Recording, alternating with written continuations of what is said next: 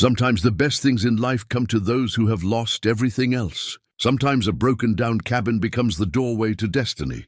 In 1868, 17-year-old orphan Ruthie Callahan bought a weathered cabin in Wyoming for $5. Everyone in town laughed at her. They said the place was cursed. The cabin hadn't seen anyone in 20 years, not since the Blackwood Gang used it before they disappeared. But Ruthie had nowhere else to go. On her first night, she heard a hollow sound under her feet. She pried up a loose floorboard and found a hidden space. Inside were ledgers, maps, and clues to a stolen fortune worth more than the whole town. But the real shock came when she saw her father's name written in blood on the final page. What secret had her father been hiding all these years? Before we jump back in, tell us where you're tuning in from. And if this story touches you, make sure you're subscribed, because tomorrow I've saved something extra special for you. The morning sun cast long shadows across the Wyoming wilderness as Ruthie Callahan sat on the sagging porch of her $5 cabin, clutching her father's worn leather journal against her chest. The pages smelled of pipe tobacco and winter rain, carrying memories of a man she'd barely known but desperately missed.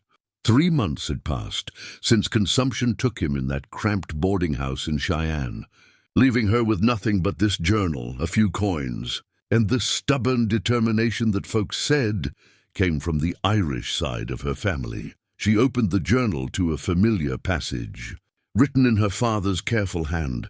A man's true wealth isn't measured in gold, but in the bridges he builds and the wrongs he rights. The railroad pays me to survey their path, but sometimes a surveyor sees things that need mapping for different reasons entirely. Ruthie had read those words 100 times, never quite understanding what her father meant by different reasons. Now, staring at the blood-stained page she discovered beneath the floorboards, those cryptic entries took on new meaning. Her father, Thomas Callahan, hadn't just been a railroad surveyor. He'd been part of something much larger, something dangerous enough to get a man killed. The sound of wagon wheels on dirt interrupted her thoughts. Martha Whitfield's supply wagon rounded the bend, pulled by 2 sturdy mules that knew the route to every homestead within 50 miles. Martha herself was a woman who'd weathered 45 years of frontier life with grace and grit, her silver-streaked hair always pinned neat beneath a practical bonnet, her kind eyes missing nothing that happened in their small corner of Wyoming territory. "Morning, child," Martha called, setting the brake and climbing down with practiced ease. "Thought you might be running low on supplies." Ruthie closed the journal quickly, not wanting to explain why she'd been reading it for the 100th time. "I've got coffee on if you'd like some." "That sounds like heaven itself." Martha gathered a cloth sack from her wagon and followed Ruthie inside the cabin. The interior was sparse but clean. A stone fireplace dominated one wall, a simple wooden table and chairs occupied the center, and Ruthie's narrow bed was tucked into the far corner. What the cabin lacked in luxury, it made up for in solid construction. The previous owner had built it to last, using thick logs and careful craftsmanship that had weathered 2 decades of neglect better than anyone expected. As Ruthie poured coffee from a dented pot, Martha's sharp eyes took in the loose floorboard that Ruthie had hastily replaced. "That old floor giving you trouble?" "Just a board that came loose. I nailed it back down," Martha nodded, but Ruthie caught something in her expression, a flicker of recognition, perhaps, or concern. Before she could puzzle it out, the sound of approaching horses drew both women to the window. Sheriff Donovan rode up with 2 companions, their horses kicking dust across Ruthie's small garden plot. The sheriff was a large man, with a carefully waxed mustache and eyes that seemed to catalogue everything for future use. His badge caught the morning light as he dismounted, his movements deliberate and authoritative. "Miss Callahan," he called through the open window. "Might we have a word?" Ruthie stepped onto the porch, Martha close behind her. "What can I do for you, Sheriff?" "Been hearing talk around town about your purchase of this property. Some folks are saying you might not have clear title to the land." His smile didn't reach his eyes.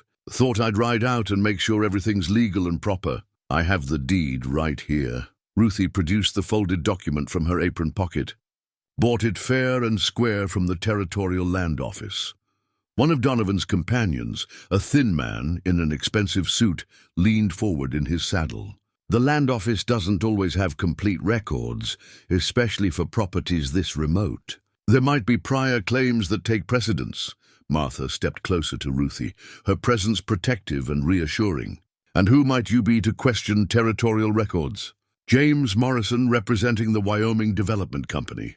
We're interested in purchasing several parcels in this area for a new railroad spur. We'd be prepared to offer Miss Callahan a fair price, more than she paid, certainly. Ruthie felt something cold settle in her stomach. This land isn't for sale. Morrison's smile was thin as winter ice. Everything's for sale, miss. It's just a matter of finding the right price. A young woman alone out here, well, it's dangerous. Accidents happen. Wild animals, harsh weather, desperate men passing through. Much safer to take our offer and move back to civilization. The threat was subtle, but unmistakable. Ruthie's hand moved instinctively to the pocket where she kept her father's old knife. I said it's not for sale. Sheriff Donovan's expression hardened. Now, Miss Callahan, no need to be unreasonable. Mr. Morrison's company brings progress and prosperity. Fighting progress rarely ends well for folks. The girl's made her position clear, Martha said, her voice carrying the authority of someone who'd helped build this territory from nothing. Seems to me you've gotten your answer. After a tense moment, Donovan touched the brim of his hat. Well then, we'll be on our way. But Miss Callahan, if you change your mind, or if any unusual activity occurs on your property, you be sure to let me know. It's my job to keep the peace around here. The three men rode away, leaving Ruthie and Martha in uncomfortable silence. Finally, Martha spoke. Those men will be back. I know. Ruthie watched the riders disappear over a ridge. They want something more than just the land. What makes you say that? Ruthie hesitated, then decided to trust her instincts about Martha. Come inside. There's something I need to show you. Back in the cabin, Ruthie knelt by the loose floorboard and pried it up, revealing the hidden compartment beneath. Martha's sharp intake of breath told Ruthie she'd been right to trust her instincts. Sweet Mary and Joseph, Martha whispered. Your father found it. You know about this? Martha sank into one of the wooden chairs, suddenly looking older than her years. I knew your father, child. Knew him better than most folks realized. He was a good man, caught up in something bigger than himself. Ruthie pulled out her father's journal and opened it to one of the more cryptic entries. He wrote about mapping things for different reasons. What did he mean? Thomas was working for the railroad, true enough. But he was also working for someone else, someone in the federal government who suspected the railroad money was being stolen before it reached its intended destinations. Your father's job was to survey more than just rail routes. He was tracking money, following trails of corruption that led right through this territory. And the Blackwood Gang. Martha's expression grew troubled. Not what most folks think they were. Samuel Blackwood and his men weren't common thieves. They were trying to recover stolen federal funds, money meant for soldiers' widows and war orphans. Your father helped them hide what they recovered until it could be returned to its rightful owners. Ruthie felt the pieces of her father's life clicking into place like the tumblers of a lock. But something went wrong. Samuel and most of his men were killed, ambushed by the real thieves who'd been stealing from the government all along. Your father barely escaped with his life, but he managed to hide the evidence they'd gathered. Ledgers, maps, proof of the conspiracy. And now Sheriff Donovan and his friends want to find it. Donovan's family has been in this territory since before the war. His father was one of the men who killed Samuel Blackwood. The apple doesn't fall far from the tree. Ruthie stared at the documents spread before her, her father's careful maps, Samuel Blackwood's coded ledgers, and pages of evidence that could bring justice to men who'd escaped it for 20 years. The weight of responsibility settled on her shoulders like a heavy cloak. What am I supposed to do with all this? Martha reached across the table and covered Ruthie's hands with her own work-worn fingers. Your father died before he could finish what he started, but he left you the tools to complete his work. If you're brave enough, I'm just one person. A 17-year-old girl with no family and no money. You're Thomas Callahan's daughter. You've got his steel backbone and his sense of right and wrong. That's more than most folks have." Martha paused, studying Ruthie's face. "Besides, you're not as alone as you think."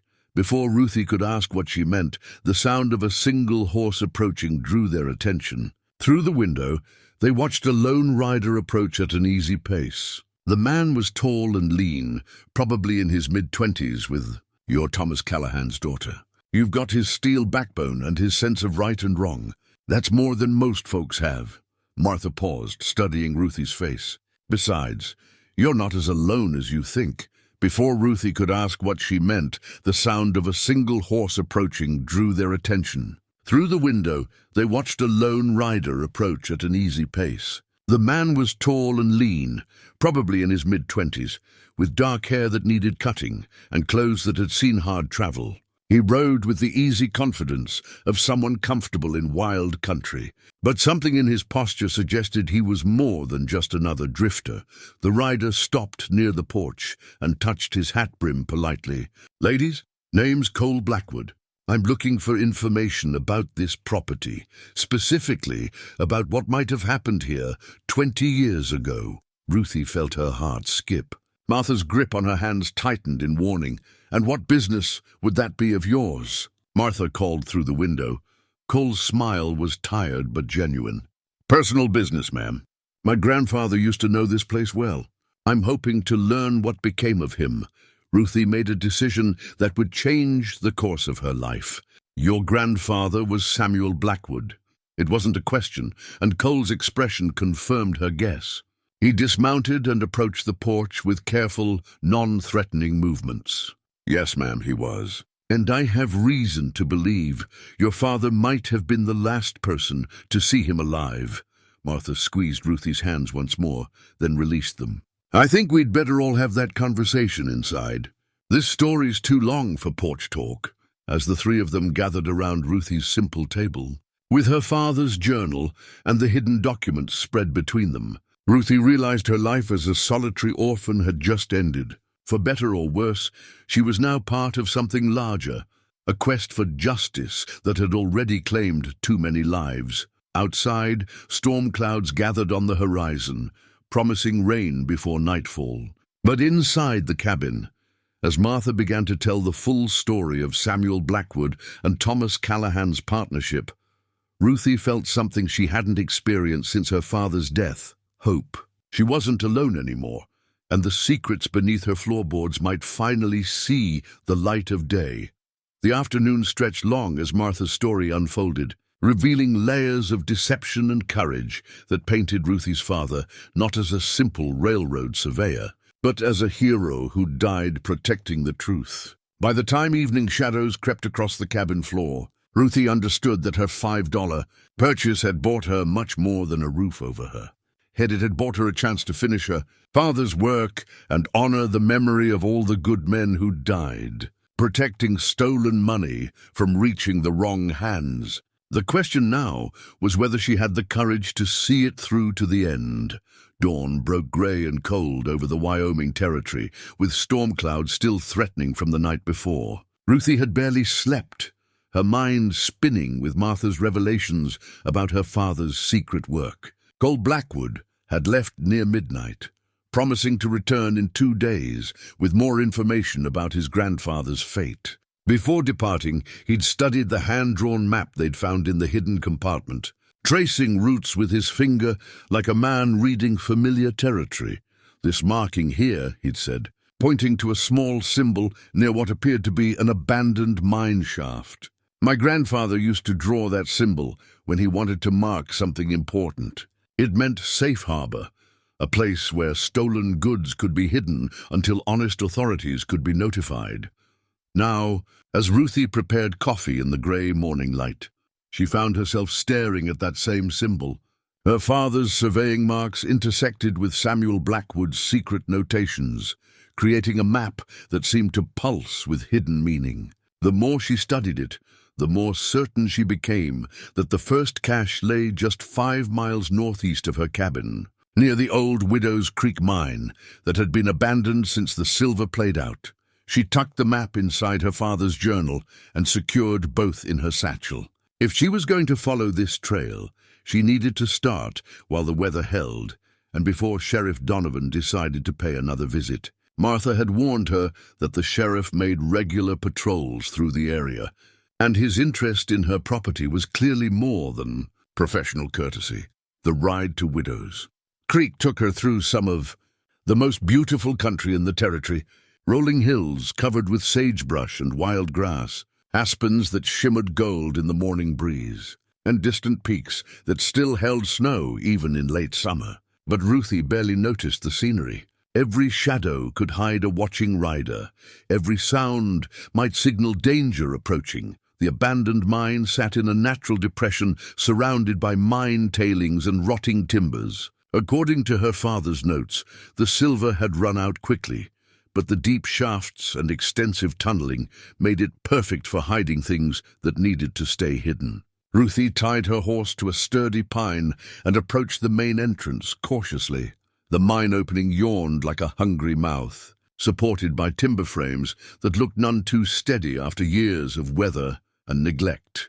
Ruthie lit the oil lantern she'd brought and stepped carefully inside, her boots crunching on loose gravel and broken glass. The air smelled of damp earth and something else, something metallic that made her think of old blood, 20 feet into the mine. Following her father's precise measurements, she found what she was looking for. A pile of rocks that looked natural at first glance, but arranged with the subtle precision of someone who understood surveying. Behind the rocks, carved into the mine wall itself, was a small cavity just large enough to hold a leather pouch. Ruthie's hands shook as she pulled out the pouch and opened it by lantern light. Inside was a single gold coin, but unlike any she'd ever seen. The marking was clearly Confederate, but stamped with additional symbols that seemed to indicate it had been part of some special mint or purpose. More importantly, wrapped around the coin was a piece of paper with writing in 2 different hands.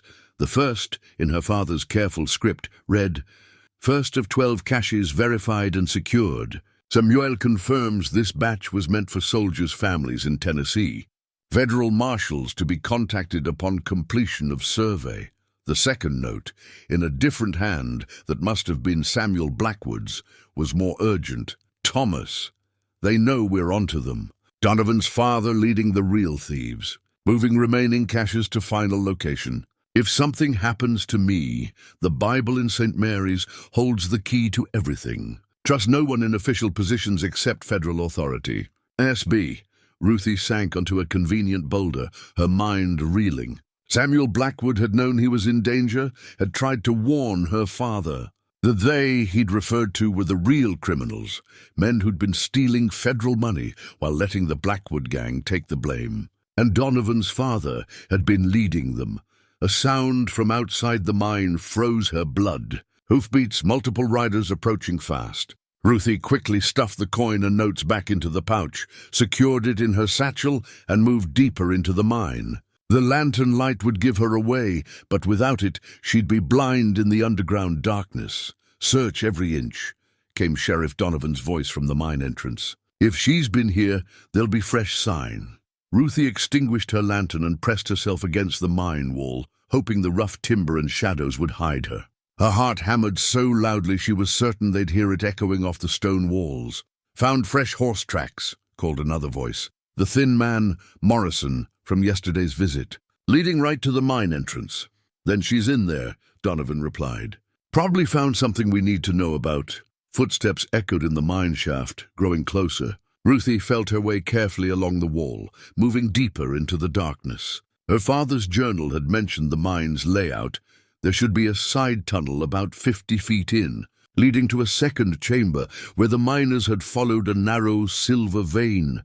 The tunnel branched just as her father had described, and Ruthie slipped into the narrower passage. Behind her, lantern light began to flicker against the main tunnel walls. The searchers were being systematic, checking every nook and cavity where someone might hide. "Nothing in the first chamber," Morrison called. "But there's definitely been someone here recently. Footprints in the dust, and these rocks have been moved." Ruthie's blood ran cold. She'd been careful but not careful enough. The rock pile she'd disturbed would tell experienced trackers everything they needed to know. "Keep looking," Donovan ordered. "She found something here, I can feel it. And whatever it was, it's evidence we can't afford to let surface." The side tunnel where Ruthie hid had been carved following a narrow vein of quartz, and the ceiling was barely high enough for her to stand upright.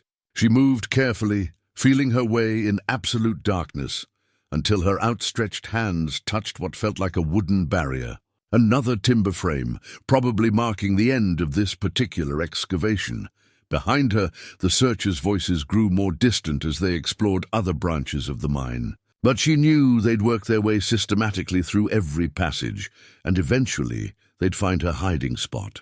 She needed another way out, or at least a better place to hide until they gave up the search.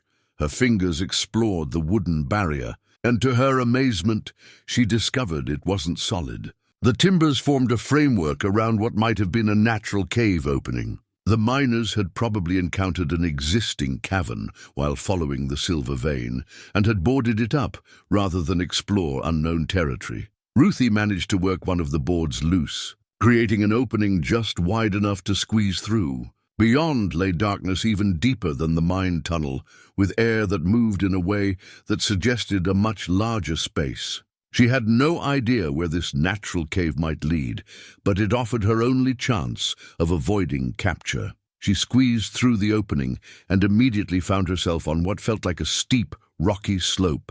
Unable to see anything, she could only move carefully downward, using her hands to feel for secure footing. The sound of her movement seemed to echo from far below, suggesting she'd entered a cavern of considerable size. Behind her, back in the mine, she heard Donovan's voice growing angry. "She was here, damn it!" Fresh prints. "Disturbed rocks. She found something, and now she's gone to ground like a rabbit." "Maybe she heard us coming and slipped out another way," Morrison suggested. "There is no other way out of this mine. I've been through it a dozen times over the years. She's in here somewhere, and we're going to find her." Ruthie continued her careful descent in the darkness, praying she wouldn't step off a cliff or into an underground stream. The cavern seemed to stretch endlessly downward, with air currents that spoke of multiple passages and chambers. She was thoroughly lost now, but at least she was free of her pursuers. After what felt like hours, but was probably only minutes, her feet touched level ground. The echo of her movements suggested she'd reached the bottom of a large chamber. Now she faced a new problem: how to find her way out of a cave system she couldn't see, with no landmarks to guide her. Above, the searchers' voices had grown fainter, but she could still hear them moving through the mine tunnels. Donovan wasn't giving up easily, and Morrison seemed equally determined to find what she'd discovered. The gold coin in her satchel seemed to weigh 100 pounds, and she knew that if they caught her with it, her life wouldn't be worth a Confederate dollar. But she also knew she'd found the first real proof of her father's work, evidence that the Blackwood Gang had been exactly what Martha claimed, and that Sheriff Donovan's family had been involved in the real crime. The question now was whether she'd live long enough to do anything with that evidence. In the darkness of the underground cavern, surrounded by the echo of her own breathing, Ruthie Callahan made a decision that would define the rest of her life. She wasn't going to run. She wasn't going to hide. She was going to find the rest of her father's caches, gather all the evidence Samuel Blackwood had died protecting, and bring justice to men who'd escaped it for too long. But first, she had to find her way out of this cave. 3 hours in the cave system taught Ruthie more about fear and determination than 17 years of ordinary life ever had. Moving by touch alone, she'd followed air currents and the sound of dripping water until she found a passage that sloped steadily upward. When she finally emerged from a hidden opening behind a screen of pine boughs, the sun was high overhead and her horse was exactly where she'd left him, cropping grass as if nothing unusual had happened. Sheriff Donovan and his men were long gone, but their tracks told the story of a thorough and frustrated search. They'd spent considerable time at the mine entrance, examining every inch of ground for signs of what she might have found. The fact that they'd searched so systematically confirmed what Samuel Blackwood's note had warned. These men knew exactly what they were looking for, and they understood its value. Ruthie rode home by a circuitous route, staying to timber and broken ground where her tracks would be harder to follow. The Confederate gold coin seemed to burn against her ribs where she'd secured it inside her shirt, and every shadow could hide watching eyes. By the time she reached her cabin, the afternoon was well advanced, and storm clouds had begun to gather in earnest. Martha's supply wagon sat in front of the cabin, which meant news and probably a hot meal. More importantly, it meant someone she could trust with the morning's discoveries. "Child, you look like you've been dragged through a knothole backwards," Martha called from the porch, where she was snapping green beans into a pot. "Where have you been wandering in this heat?" "Learning things I wish I didn't know." Ruthie unsaddled her horse and turned him into the small corral beside the cabin. The animal was dusty and tired, but sound. The ride to Widow's Creek and back would have been challenging even without the detour through underground caverns. Inside the cabin, Martha had managed to transform the sparse interior into something resembling home. Fresh bread cooling on the table, coffee that actually smelled good instead of like boiled leather, and the comfortable presence of someone who'd weathered enough storms to recognize when another one was.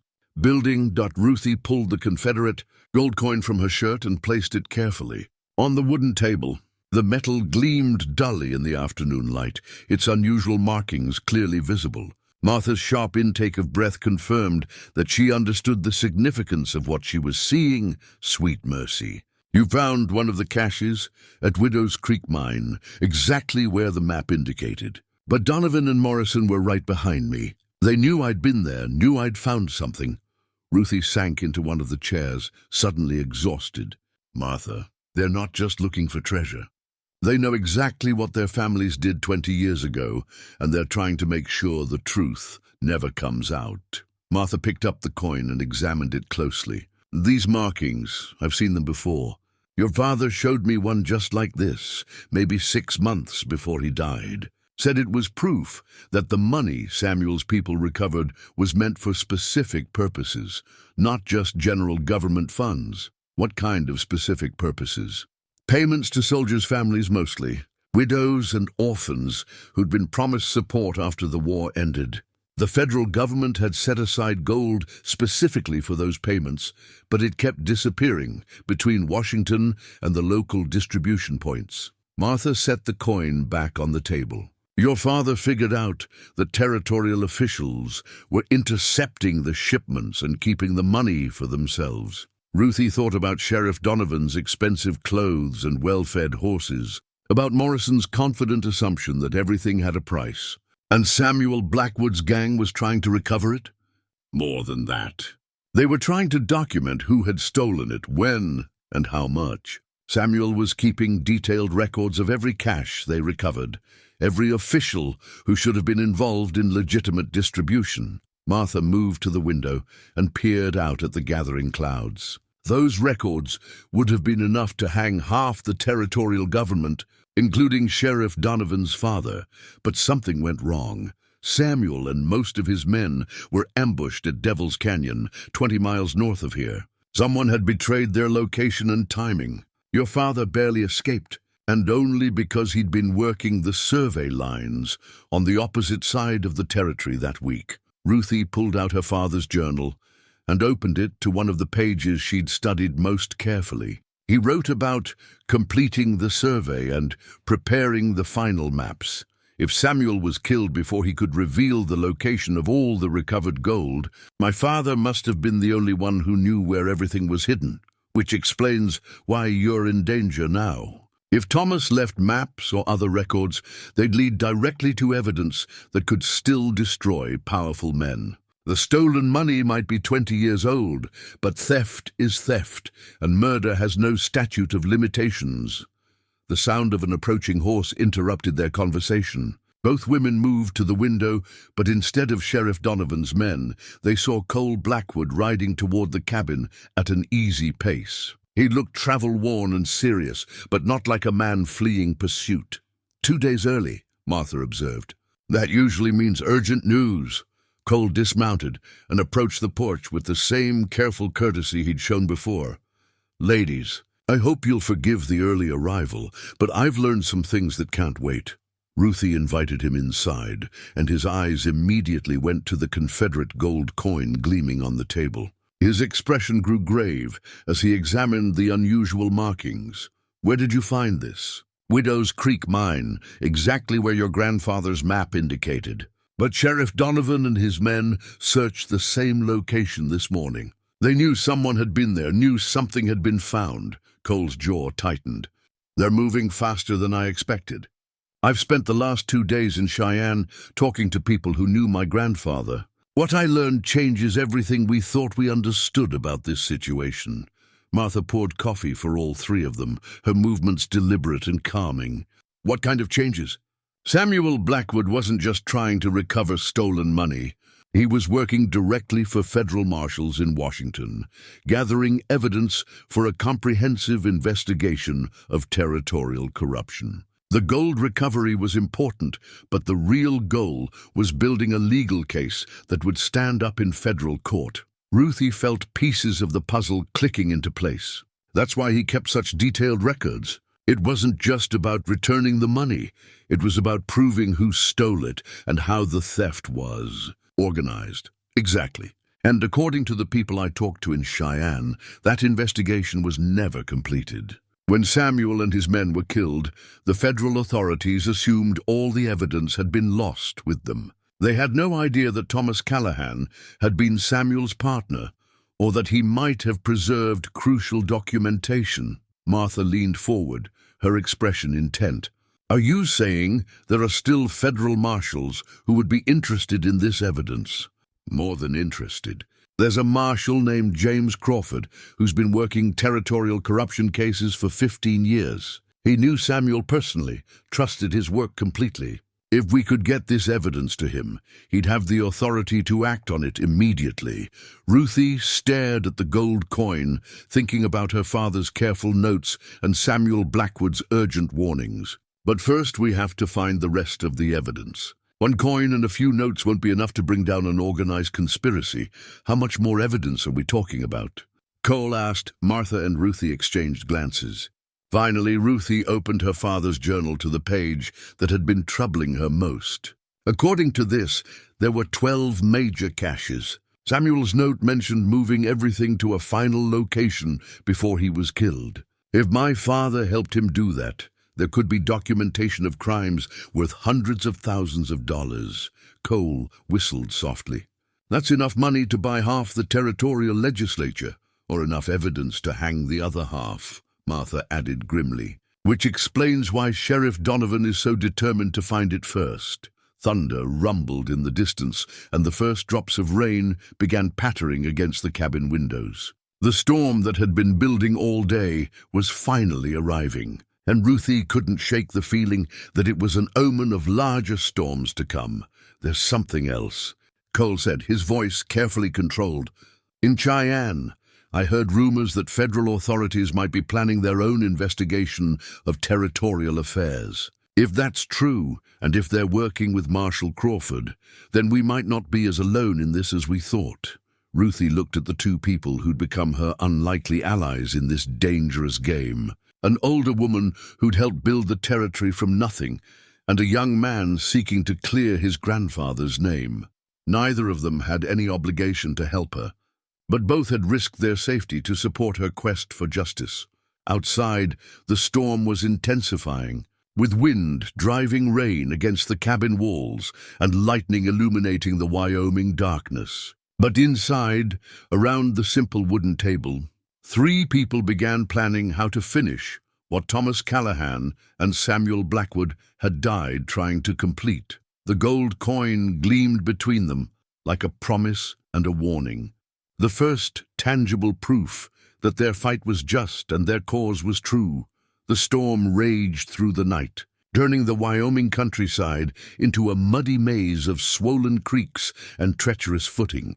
By morning, the world looked washed clean, with the sagebrush gleaming silver and distant peaks standing sharp against a crystal sky. It was the kind of day that made a person believe anything was possible, which was exactly what Ruthie needed as she prepared to follow the next set of clues her father had left behind. Cole had stayed through the storm, sleeping on the cabin floor near the fireplace, with the easy grace of a man accustomed to rough accommodations. He'd spent most of the evening studying her father's surveying notes, correlating them with his own knowledge of the territory, gained through years of wandering in search of his grandfather's fate. "These survey stakes your father mentions," he said over breakfast, pointing to a series of notations in the journal. "I've seen some of them during my travels. Wooden markers with brass fittings, set at specific intervals along what looked like random routes. I always wondered why someone would survey land that wasn't suitable for farming or railroad construction." Martha nodded knowingly. Thomas was clever that way. He used his legitimate surveying work as cover for mapping the locations where Samuel's people had hidden recovered gold. Anyone seeing him working would assume he was doing his regular job for the railroad. Ruthie traced one of the routes marked in her father's careful handwriting. "This line runs from Widow's Creek northeast to Copper Falls, then loops back toward town through Miller's Gap. If we follow the survey stakes, they should lead us to the second cache. That's a full day's ride through some rough country," Cole warned. "And after yesterday's rain, some of those creek crossings will be dangerous. More dangerous than letting Sheriff Donovan find the evidence first?" Ruthie asked. Cole's smile was grim but admiring. "Point taken. When do we leave?" They set out within the hour, following game trails and cattle paths through country that few people had reason to visit.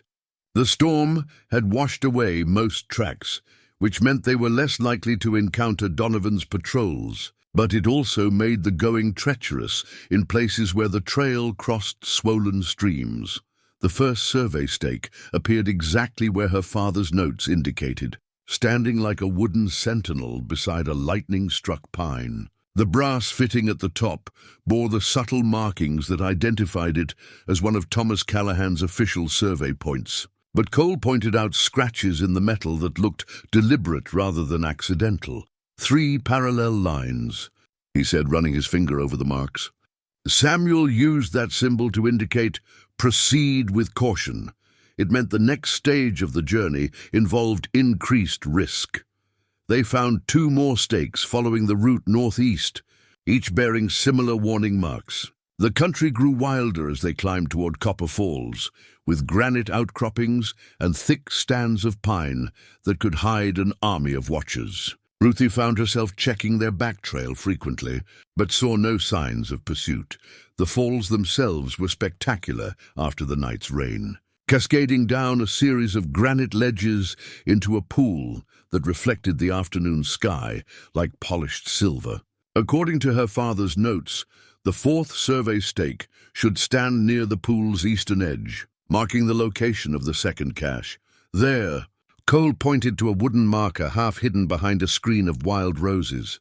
But something's wrong. Ruthie saw it too. The stake had been disturbed recently, pulled from the ground and hastily replanted. Fresh dirt around its base contrasted sharply with the settled earth around the other markers they'd found. "Someone else has been here," she said, dismounting carefully and approaching the stake with her hand near her father's knife. Cole drew his pistol and scanned the surrounding rocks and trees. "Recently, from the look of it. Maybe even this morning." The brass fitting at the top of the stake was missing entirely, pried off with something that had left deep gouges in the wood. More disturbing, the ground around the stake showed signs of extensive digging, holes that had been filled in but not completely concealed. "They found it," Ruthie said, her heart sinking. "Whatever my father and Samuel hid here, someone else got to it first. Maybe. But your father was thorough, and Samuel was paranoid about security. They might have used the stake as a marker, but not necessarily for the exact hiding place." Cole was right. Thomas Callahan's surveying notes included precise measurements and compass bearings from each stake, leading to locations that could be 50 yards or more from the visible marker. Ruthie pulled out her father's compass and began following his directions, counting paces northwest from the disturbed stake, 47 paces brought them to a natural shelter formed by two granite boulders leaning against each other. At first glance, it looked like countless other rock formations scattered through the high country. But when Ruthie examined the base of the eastern boulder, she found what she was looking for, a small cavity sealed with stones that matched the surrounding granite so perfectly they looked natural. "They missed it," now she whispered, beginning to carefully remove the concealing stones. "Whoever searched here didn't understand my father's surveying methods." The cavity contained another leather pouch, this one larger than the first and heavier. Inside, Ruthie found 3 more Confederate gold coins with the same unusual markings, along with a folded document that made her breath catch in her throat. It was a railroad survey map, but not the kind meant for public distribution. This map showed the actual routes used to transport federal money through the territory, complete with timing schedules, security arrangements, and the names of officials responsible for each shipment. Most damning of all, it included notations in different handwriting showing where specific shipments had been diverted and the amounts stolen. "This is what Samuel was really after," Cole said, studying the document over her shoulder. "Not just the gold, but proof of exactly how the theft operation worked." One name appeared repeatedly in the margin notations: D. Donovan, territorial sheriff. The current sheriff's father had been involved in stealing from at least 8 different federal shipments, totaling more than $60,000 in gold intended for soldiers' families. "Look at this." Ruthie pointed to a section of the map marked with red ink. It shows a main depot where stolen gold was consolidated before being moved to permanent hiding places. "The location is 3 miles south of town at the old Hendricks place," Cole finished. "I know that property. It's been abandoned for years, but the buildings are still solid." Ruthie folded the map carefully and secured it, with the coins inside her satchel. "If this is accurate, there might be more evidence at that location. Account books, correspondence, maybe even some of the original stolen gold." The sound of horses approaching at a fast pace interrupted her thoughts. Cole grabbed her arm and pulled her deeper into the shelter formed by the granite boulders. Just as 3 riders came into view near the waterfall, Sheriff Donovan was easy to recognize even at a distance, his bulk unmistakable in the saddle. The other 2 riders were Morrison and a third man Ruthie didn't know, someone with the lean, predatory look of a professional gunman. "They found the disturbed survey stake," Cole whispered. "But they're searching in the wrong direction." The riders spent nearly an hour examining the area around the waterfall, following the same logic that had led them to dig around the survey stake. When they finally gave up and rode back toward town, their frustration was obvious in their posture and the harsh way they treated their horses. "They know we're ahead of them," Ruthie said once the riders were safely out of sight. "But they don't understand how my father's surveying system worked. That gives us an advantage, but probably not for long." Cole helped her to her feet, his expression troubled. "They brought a gunman with them this time. That means they're done trying to scare you into cooperation. Next time we meet, they'll be shooting first and asking questions later." The ride back to the cabin took them through different country, following ridgelines and hidden valleys that offered concealment but made for slow going. By the time they reached Ruthie's property, the sun was setting and Martha's lamp was already glowing in the cabin window. "Thank the Lord," Martha said when they rode into the yard. "I was starting to worry that Donovan's men had found you." "They found the general area, but not the specific cache," Ruthie reported, showing Martha the railroad map and additional gold coins. "But Martha, look at this. They brought a professional gunman with them today. This situation is getting more dangerous." Martha examined the railroad map by lamplight, her expression growing grimmer with each detail she absorbed. "This document could hang 12 men, including some who are still alive and holding positions of authority. No wonder they're willing to kill to keep it hidden." Cole leaned against the cabin door, keeping watch on the approaches to the property. "We need to move faster. Find the rest of the evidence, get it to legitimate federal authorities, and get ourselves someplace safe before Donovan decides to end this permanently." The map mentions a main depot, Ruthie said. If we could find that location, the old Hendricks place, Martha interrupted. I know it well. Built it myself, back when I was married to Tom Hendricks. He died in a mining accident 15 years ago, and I haven't been back since. Ruthie stared at her. You owned the property that was used as a depot for stolen gold. Not exactly owned, child. Tom and I built the place. But when he died, legal complications meant I couldn't maintain clear title.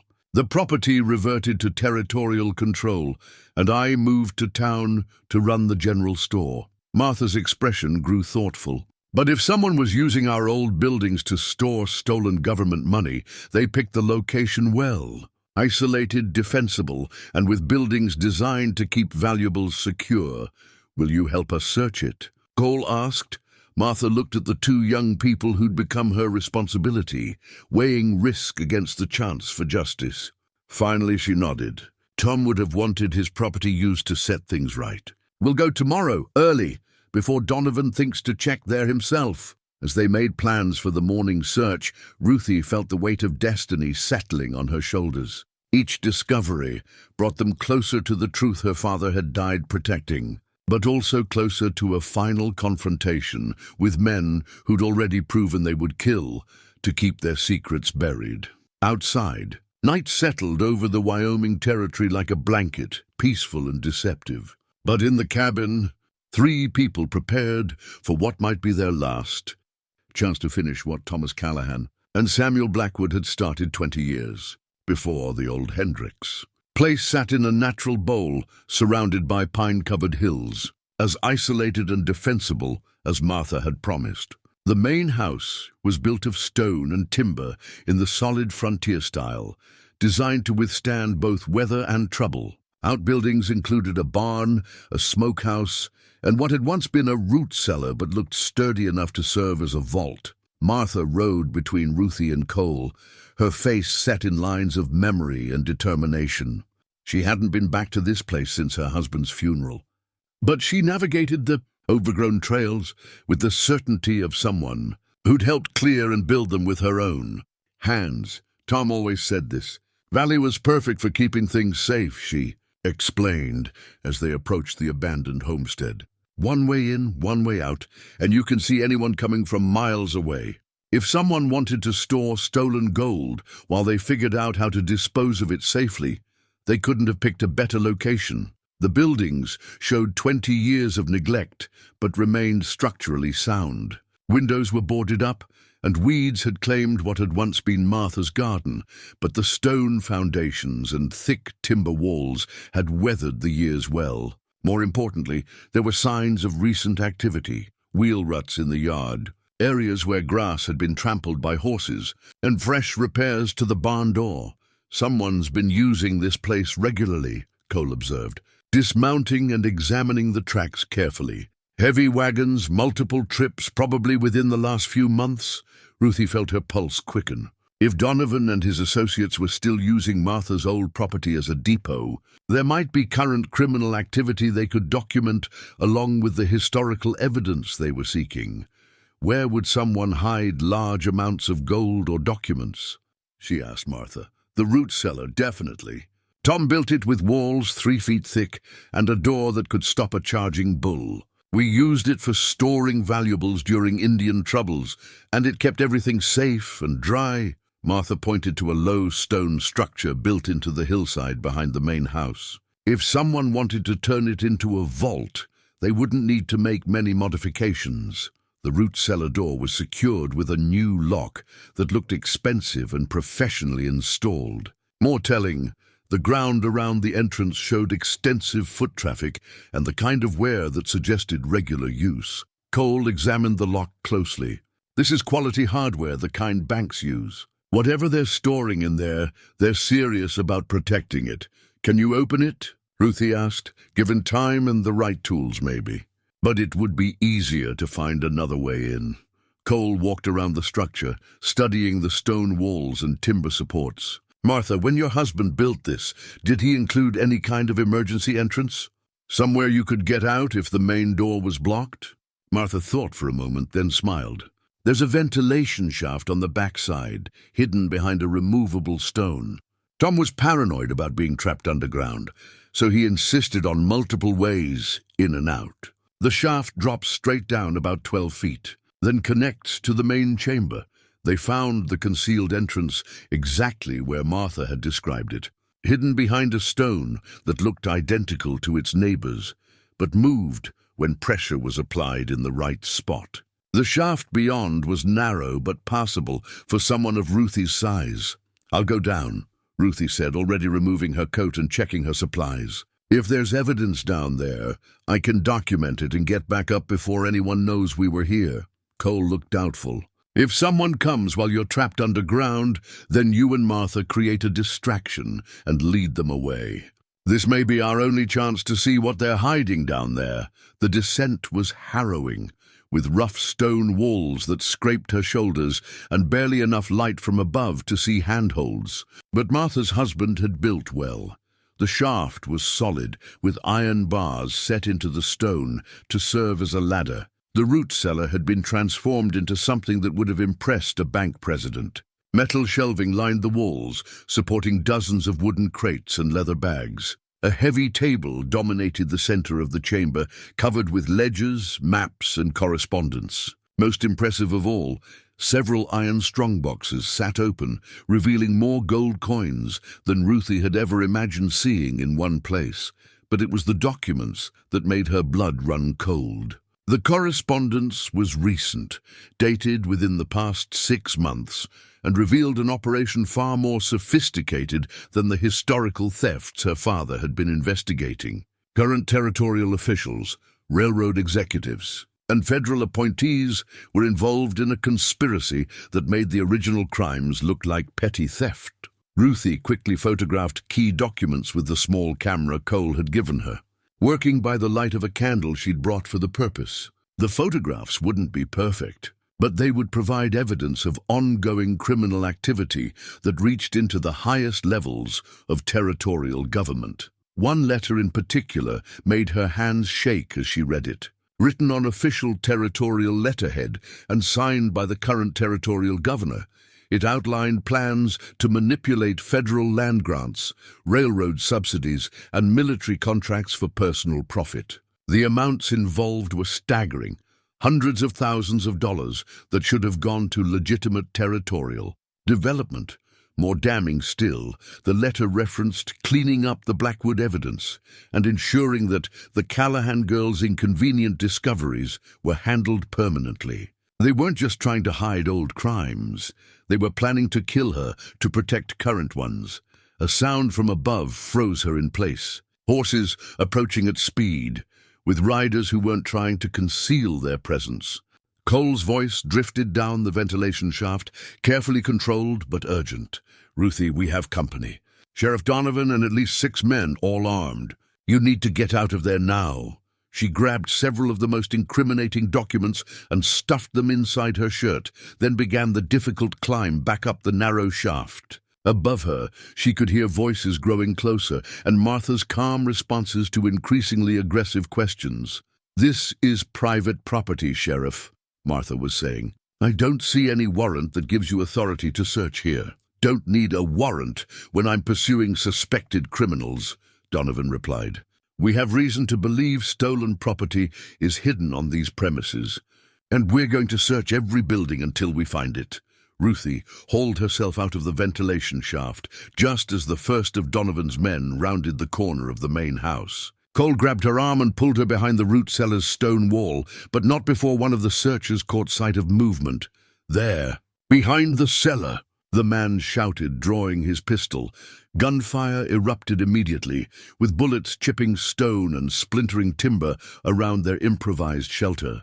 Cole returned fire with calm precision, each shot carefully aimed to keep their attackers at distance, rather than kill unless absolutely necessary. "The horses!" Cole shouted over the gunfire. "We need to reach the horses!" Their mounts were tied behind the barn. 50 yards of open ground that might as well have been 50 miles, with armed men between them and safety. But Martha had other ideas. "This way." She called, leading them toward what looked like solid hillside, but proved to be a concealed trail Tom Hendricks had carved for emergency escape. "There's another way out, but we have to move fast." The narrow trail wound through timber and rocks, hidden from the valley floor, but steep and treacherous in places. Behind them, Donovan's men were spreading out to surround the homestead, unaware that their quarry was already escaping through terrain they didn't know existed. "They'll figure out we're gone soon enough," Cole warned as they climbed toward the ridgeline. "And when they do, they'll come after us with everything they have." Ruthie patted the documents hidden inside her shirt. "Let them come. We have what we need to finish this. And now we know exactly who we're fighting." The evidence she'd found proved that her father's investigation had uncovered only the beginning of a criminal conspiracy that continued to this day. But it also proved that Sheriff Donovan and his associates were desperate enough to kill to protect their secrets. As they reached the crest of the ridge and began their descent toward safety, Ruthie realized that her quest for justice had become something larger, a fight for the future of the territory itself, and the lives of everyone who called Wyoming home. The hidden trail brought them out 3 miles from the Hendricks place, near a creek where they could water their horses and catch their breath. But Ruthie knew they couldn't rest long. The documents she'd stolen from the root cellar made her more dangerous to Donovan's conspiracy than ever before, and the sheriff would marshal every resource to hunt them down. Cole examined the bullet graze on his left arm, while Martha tended to a cut on Ruthie's cheek from flying stone chips. The injuries were minor, but they served as stark reminders of how quickly their investigation had turned deadly. "Let me see what you found down there," Cole said. Wincing as Martha applied whiskey to his wound, Ruthie pulled out the documents she'd photographed and taken, spreading them on a flat rock beside the creek. The evidence was even more damning in daylight. Correspondence that detailed systematic theft of federal funds, bribery of territorial officials, and plans to eliminate anyone who threatened their operation. "This letter from the territorial governor," Martha said, studying the official letterhead. "It proves the corruption goes all the way to the top.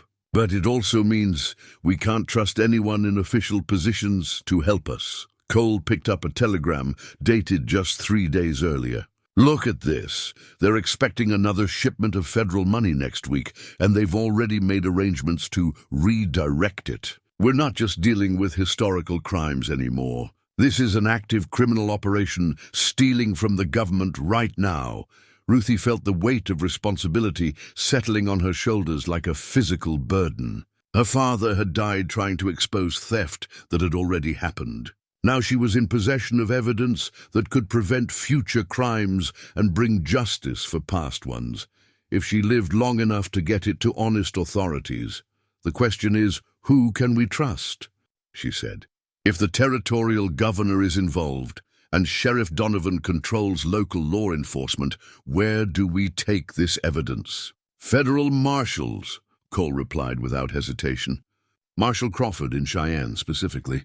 I met with him when I was there, and he's been investigating territorial corruption for years. He has the authority to act on federal crimes, and he's not subject to local political pressure." Martha looked doubtful. "Cheyenne is 200 miles from here, through country that Donovan and his people know better than we do. How do we get there alive with half the territory looking for us?" Before anyone could answer, the sound of distant gunfire echoed across the hills. Single shots, fired at measured intervals like signals between searchers. Donovan's men were coordinating a systematic search, and the signals were getting closer. "They're using the old cavalry search pattern," Cole observed grimly, "spreading out in a grid and closing in methodically. We need to move, and we need to be smarter about where we go." Ruthie thought about her father's journal and the places he'd marked as safe harbors during his surveying work. "There's an old line shack 20 miles north of here, built for railroad maintenance crews, but abandoned when they finished the section. My father used it as a base camp during winter surveys. It's remote enough to be safe for a day or two, and then what?" Martha asked. "Eventually we have to come out of hiding, and when we do, they'll be waiting." Cole studied the stolen documents again, his expression thoughtful. Maybe we don't have to run to Cheyenne. Maybe we can bring Marshal Crawford to us. How? Telegraph. There's a relay station at Miller's Crossing, 25 miles northeast of here. If we can get a message to Crawford explaining what we've found and asking for immediate assistance, he might be able to bring federal authority to bear before Donovan can silence us permanently. It was a desperate plan, but it offered their only hope of surviving long enough to see justice done. The telegraph station at Miller's Crossing was operated by an elderly couple who'd been running messages for the railroad and territorial government for 15 years. If anyone could be trusted to send an urgent telegram without asking too many questions, it would be them. They rode hard toward the line shack, following deer trails and creek beds that offered concealment from distant watchers. The country was wild and beautiful, but Ruthie barely noticed the scenery. Every shadow could hide enemies. Every sound might signal pursuit. The documents, hidden inside her shirt, seemed to radiate danger. Like heat from a forge, the line shack appeared, exactly as her father had described it, a solid log structure built to shelter men during harsh weather, with a stone chimney and shuttered windows that could be secured against winter storms or human threats. Inside, they found evidence that her father had indeed used the place regularly. His surveying equipment was still there, along with supplies and a detailed map of the surrounding territory. He was thorough, Cole said, examining the map. Every trail, every creek crossing, every place a man could hide or make a stand. If we'd had this earlier, we might have avoided that trap at the Hendricks place. Martha built a small fire in the stone fireplace, while Ruthie studied her father's notations on the map. The route to Miller's Crossing was clearly marked, along with alternate trails and potential hazards. More importantly, her father had noted the location of something he called the final cache, the place where Samuel Blackwood had consolidated all the recovered evidence before his death. "Look at this," she said, pointing to a symbol near an area marked as Devil's Canyon. "It's the same marking we found on the other maps, but larger and surrounded by warning symbols." Cole leaned over her shoulder to examine the notation. "Devil's Canyon. That's where my grandfather and his men were ambushed. If Samuel managed to hide the main evidence there before he was killed, it would explain why the federal investigation stalled. Without that evidence, they couldn't prove who was behind the thefts. But if the evidence is still there, it would be enough to bring down everyone involved in the conspiracy, past and present." Cole's voice carried a mixture of hope and determination. "Everything we've found so far has been fragments. But if Samuel consolidated all his documentation in one location, we're talking about proof that could hang a dozen men and recover hundreds of thousands in stolen money." Martha looked up from the fire she was building. "Devil's Canyon is also the most dangerous place in the territory. Narrow approaches, steep walls, and if someone wanted to set an ambush, it's perfect for that too, which is exactly why Samuel chose it as his final stronghold," Cole replied. "He knew he was being hunted, knew someone had betrayed his location and timing. Devil's Canyon was his last chance to hide the evidence where it would be safe, even if he didn't survive." Ruthie felt the pieces of the puzzle finally coming together. Her father's careful surveying work, Samuel Blackwood's desperate final stand, and 20 years of injustice, all of it led to Devil's Canyon and whatever secrets lay hidden in that remote fortress of stone. "We'll go there after we send the telegram," she decided. "Marshal Crawford needs to know what we've found, but we also need to complete what our fathers started.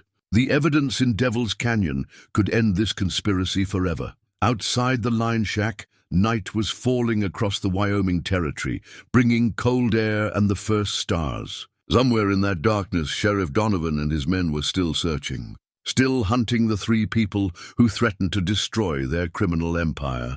But in the warm glow of the fireplace, surrounded by her father's maps and surveying equipment, Ruthie Callahan felt closer to Thomas Callahan than she had since his death. She was following in his footsteps now, literally and figuratively, and she would see his work completed no matter what dangers lay ahead. The Union Army dispatch Martha had found among the stolen documents lay on the table beside them. its official seal catching the firelight. Tomorrow they would risk everything to send word to honest authorities, and then they would make the dangerous journey to Devil's Canyon to recover the evidence that could finally bring justice to Wyoming territory. But tonight, for a few precious hours, they were safe in Thomas Callahan's refuge, planning the final phase of a campaign that had begun 20 years ago with two good men trying to right a terrible wrong. Dawn came gray and cold to the line shack, with frost covering the windows and the smell of snow in the air. Ruthie had barely slept, her mind churning with plans and possibilities, but she felt more focused and determined than ever before. Today they would send word to Marshal Crawford, and then make the dangerous journey to Devil's Canyon to recover the evidence that could end the conspiracy forever. Cole was already awake, checking his weapons and studying her father's map by the light of the dying fire. Martha moved quietly around the small cabin, preparing what might be their last meal together for some time. The atmosphere was tense but purposeful. Three people preparing for a mission that could either save the territory or get them all killed. "Before we leave," Martha said, settling beside the fire with a cup of coffee, "there's something I need to show you both. Something I've been carrying for 20 years, waiting for the right moment." She reached into her travel bag and pulled out a small leather portfolio, worn smooth by years of handling. Inside was a badge, a federal marshal's star, tarnished with age but unmistakably authentic. Ruthie stared at the badge in shock. "That belonged to your father." Martha's voice was steady but emotional. "Thomas Callahan wasn't just a railroad surveyor, child. He was an undercover federal marshal sent to investigate reports of systematic theft from government shipments." The revelation hit Ruthie like a physical blow. Everything she thought she knew about her father's life was suddenly cast in a different light. He hadn't been an ordinary man caught up in extraordinary circumstances. He'd been a federal law officer doing his sworn duty. Cole leaned forward, his expression intense. If Thomas was a federal marshal, then his investigation had official authority behind it. The evidence he gathered would carry legal weight in federal court. More than that, Martha continued, pulling additional documents from the portfolio. "I have his commission papers, his correspondence with the Justice Department in Washington, and his final report outlining the scope of the criminal conspiracy." She looked directly at Ruthie. "Your father didn't die of consumption in a boarding house, child. He was poisoned by men who discovered his true identity." Ruthie felt the world tilt around her. Her father had been murdered, killed for trying to bring justice to Wyoming territory. The grief she'd carried for months transformed into something harder and more focused, a burning need to complete his mission and make his killers pay for their crimes. "There's more," Martha said gently. Samuel Blackwood wasn't just helping Thomas with his investigation. Samuel was also working undercover, but for the Treasury Department rather than the Justice Department. The federal government suspected the scope of the theft was too large for one agency to handle alone. Cole's face had gone pale. "My grandfather was a federal agent, a Treasury investigator with years of experience tracking financial crimes. The Blackwood Gang was a cover story designed to let him move freely through the territory while gathering evidence of the theft operation." Martha pulled out a faded photograph, showing two men in formal dress, standing beside a surveyor's transit. Thomas and Samuel, taken just weeks before they were both killed. Ruthie recognized her father immediately, younger and more confident than her memories of him. The man beside him had Cole's eyes and stubborn jawline, clearly his grandfather, but dressed as a respectable government official rather than an outlaw leader. "They were partners," she whispered. "Federal agents working together to expose the conspiracy. Partners and friends," Martha confirmed. "They knew the risks, knew they were up against powerful men who wouldn't hesitate to kill. But they also knew that hundreds of families were being robbed of money they desperately needed to survive after losing their men in the war." Cole stood and walked to the window, staring out at the frosted landscape. When he spoke, his voice was tight with emotion. "All these years, I've been trying to clear my grandfather's name, thinking he was a good man who'd been painted as a criminal. I never imagined he actually was the good man I hoped he was. Both your fathers died heroes, Martha said firmly. They gave their lives trying to return stolen money to widows and orphans who needed it to survive. The least we can do is finish what they started.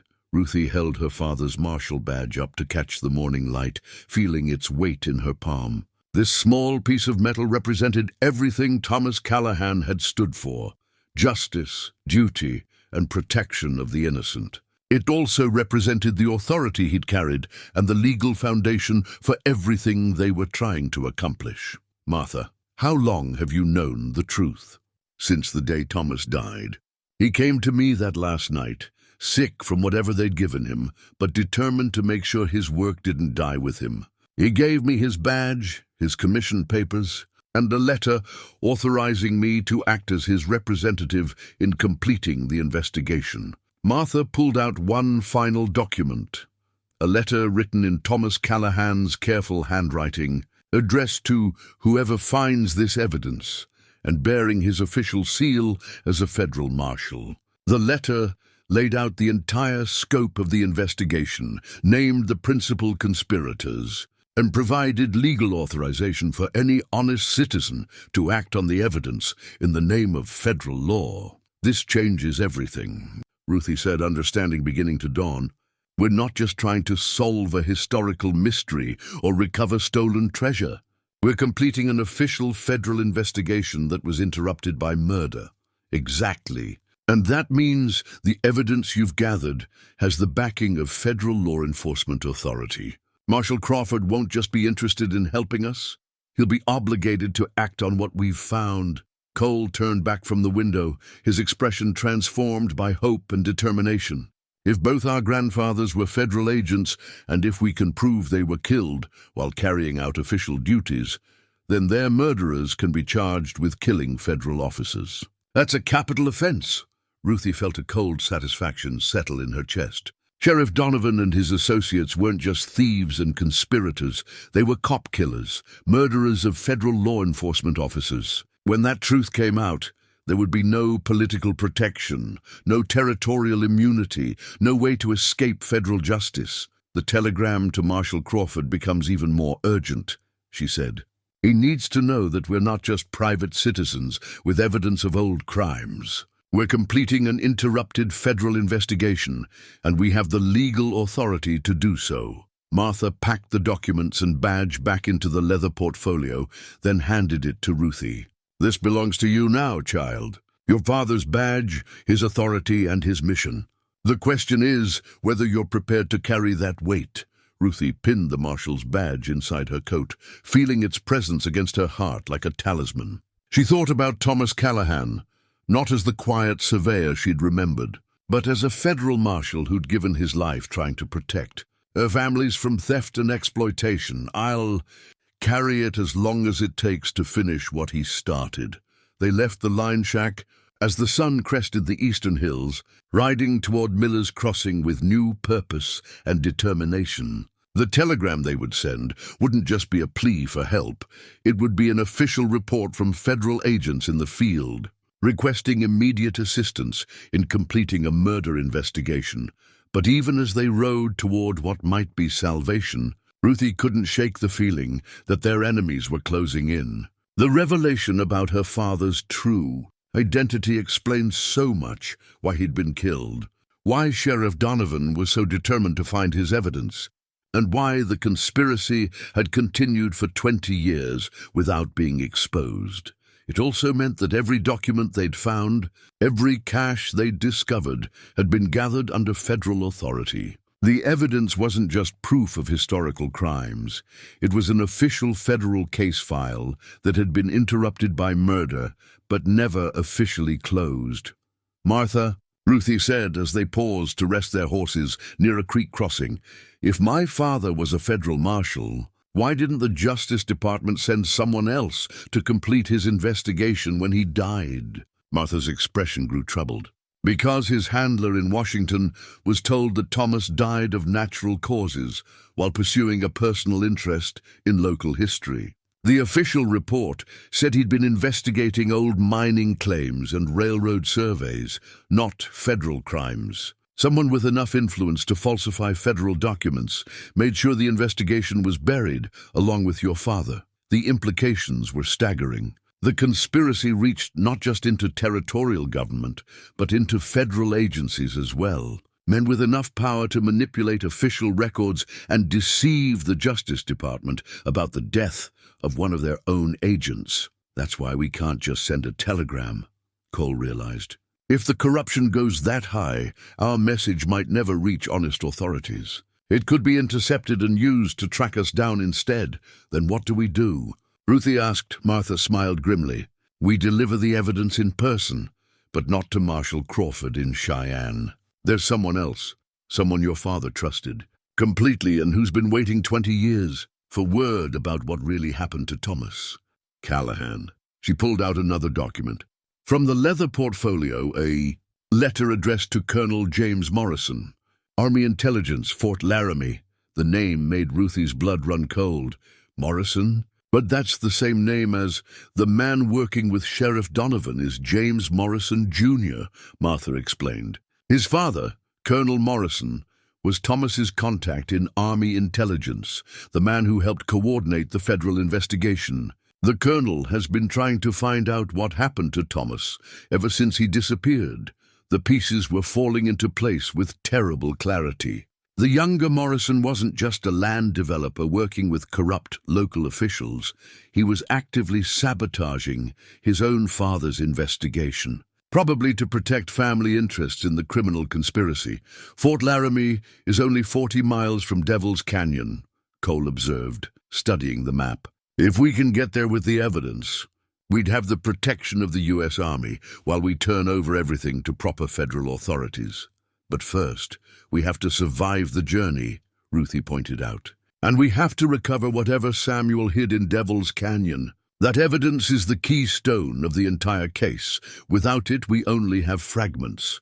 They rode in thoughtful silence for several miles, each absorbed in planning for the challenges ahead.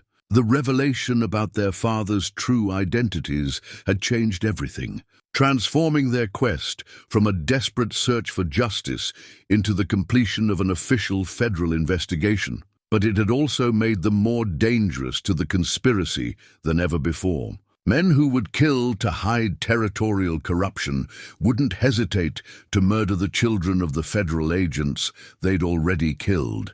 As they approached Miller's Crossing in the late afternoon, Ruthie made a decision that surprised even herself. Instead of sending a telegram to Marshal Crawford, they would send word directly to Colonel Morrison at Fort Laramie, identifying themselves as the children of Thomas Callahan and Samuel Blackwood, and requesting immediate military assistance in completing their father's interrupted investigation. It was a dangerous gamble, but it was also their best chance of surviving long enough to see justice done. The Army had resources and authority that local corruption couldn't touch, and Colonel Morrison had personal reasons for wanting to solve the mystery of Thomas Callahan's death. The telegraph operator at Miller's Crossing was exactly as advertised, an elderly man who asked no questions and seemed primarily interested in getting their message sent quickly and accurately. Within minutes, their urgent telegram was flying along copper wires toward Fort Laramie, carrying news that would either bring salvation or seal their doom. As they rode away from the telegraph station, heading northwest toward Devil's Canyon and whatever secrets lay hidden there, Ruthie felt the weight of her father's badge against her heart. Thomas Callahan had died before he could complete his mission, but his daughter would finish what he'd started. The sun was setting behind the mountains as they made camp in a grove of aspens near the canyon's entrance. Tomorrow, they would enter the stronghold where Samuel Blackwood had made his final stand, searching for evidence that could bring justice to Wyoming territory and honor the memory of two federal agents who'd given their lives in service to their country. But tonight, as they sat around a small campfire, sharing what might be their last meal together, Ruthie understood that she was no longer just an orphaned girl trying to solve the mystery of her father's life. She was a federal marshal's daughter, carrying on his work and his authority. determined to complete an investigation that had begun in the highest levels of government and would end the same way. The badge hidden inside her coat wasn't just a memento of Thomas Callahan, it was a symbol of the law he'd died defending, and the justice he'd trusted her to deliver.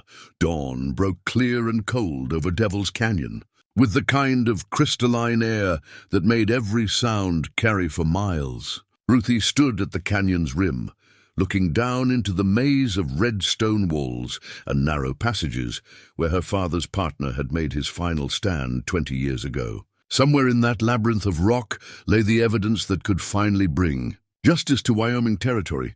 The night had brought an answer to their telegram, a response from Colonel Morrison at Fort Laramie that changed everything they thought they knew about their situation. Martha read the message aloud from the yellow telegraph paper, her voice steady despite the magnitude of what it revealed. Federal Marshal Commission 4471, Agent Thomas Callahan, remains active, pending completion of investigation case, 1847 WY. Daughter authorized as temporary deputy under emergency provision. 12 Treasury Agent Samuel Blackwood posthumously reinstated with full honors. Colonel Morrison requests immediate rendezvous with evidence and witness testimony.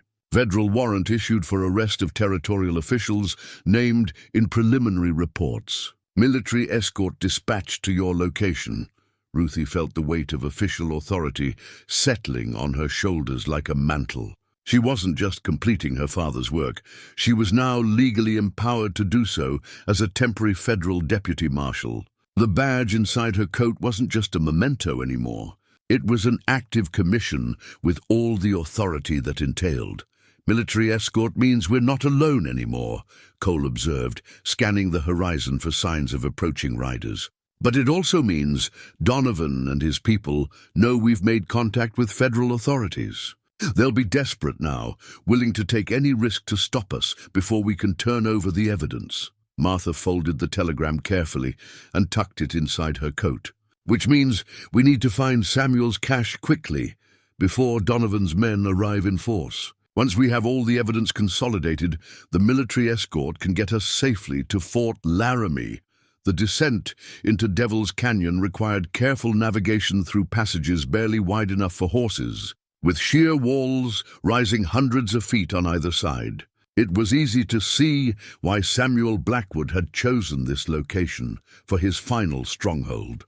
A few determined men could hold off an army in terrain like this. Following Thomas Callahan's precise notations, they worked their way deeper into the canyon system, looking for landmarks that would guide them to the hidden cache. The silence was oppressive, broken only by the echo of hoofbeats on stone and the distant cry of a hawk circling overhead. There, Cole pointed to a distinctive rock formation that matched one of the symbols on their father's map. That spire with the split top, Samuel called it the Guardian. The cache should be in a cave system about 200 yards southeast of that marker. They found the cave entrance exactly where the map indicated, concealed behind a screen of juniper bushes and almost invisible unless you knew where to look. But as they approached, Ruthie noticed something that made her blood run cold: fresh horse tracks in the sandy soil, and the remains of a recent campfire near the cave mouth. Someone else has been here, she whispered, drawing her father's knife. Recently, Cole examined the tracks carefully, his expression growing grim. 3 horses shod probably within the last day or two. One of them is favoring his left front foot, same as Morrison's mount from the fight at the Hendricks place. They'd found the right location, but they weren't the first to arrive. Somewhere in the cave system ahead, Donovan's men were waiting, probably hoping to ambush anyone who came looking for Samuel's evidence. Martha studied the terrain around the cave entrance, her experienced eyes cataloging defensive positions and escape routes. If they're smart, they'll have men positioned to cover both the entrance and any backways out. But they're also trapped in there, can't leave without risking that we'll find the evidence while they're gone. So we have a standoff, Cole said. They can't leave and we can't go in without walking into a trap. Ruthie thought about her father's commission papers, about the military escort riding toward their location. And about 20 years of injustice that could finally be set right. Maybe there's another way. She pulled out Thomas Callahan's surveying equipment from her saddlebags, tools she'd carried without really understanding their significance. But now, with his commission papers and the knowledge of his true mission, she began to see possibilities her father would have recognized immediately.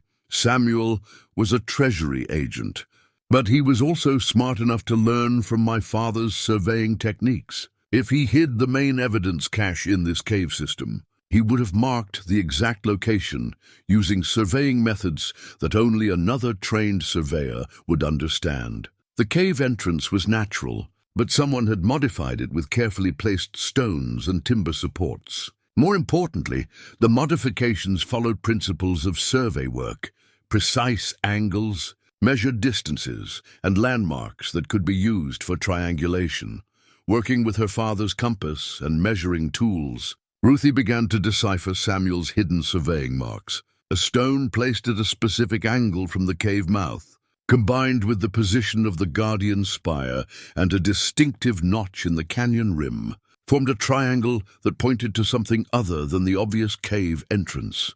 He used the cave as a decoy, she realized, her excitement growing. The real cache is somewhere else, marked by surveying techniques that would be invisible to anyone without the right knowledge and equipment. Following the triangulation carefully, they worked their way up the canyon wall to a ledge that seemed to offer nothing but a view of the surrounding country. But when Ruthie applied her father's surveying principles, she found what she was looking for. A narrow crevice in the rock, sealed with stones that had been placed according to precise geometric principles. The Federal Marshal Commission papers were the first things she saw when they removed the concealing stones. Official documents bearing Samuel Blackwood's name and Treasury Department seal, authorizing him to investigate financial crimes in Wyoming territory and arrest anyone involved in theft of federal funds. But the commission papers were just the beginning. The hidden cache contained ledgers documenting every theft Samuel had investigated, correspondence with Treasury officials in Washington, and detailed financial records showing exactly how much money had been stolen and where it had gone. Most damning of all, there were signed confessions from 3 members of the original theft ring, men who'd agreed to testify against their leaders in exchange for reduced sentences. "This is it," Cole breathed, examining page after page of evidence. "Everything Samuel and your father died trying to preserve. Names, dates, amounts, methods, enough to hang every man involved in the conspiracy. Past and present." Ruthie found herself holding a leather-bound journal in Samuel Blackwood's careful handwriting, documenting his partnership with Thomas Callahan and their systematic investigation of territorial corruption. The final entry, dated just days before the ambush at Devil's Canyon, revealed the scope of their discoveries and their plans for bringing the evidence to federal authorities. "They knew they were going to die," she said, reading Samuel's last words. "But they also knew the evidence would eventually be found by someone who could complete their work." Martha was examining financial documents that showed the stolen money had been used to buy legitimate businesses, fund political campaigns, and establish what amounted to a criminal empire spanning multiple territories. The current conspiracy isn't separate from the historical thefts. It's the same organization, grown larger and more sophisticated over 20 years. The sound of gunfire, echoing from the canyon floor, interrupted their examination of the evidence.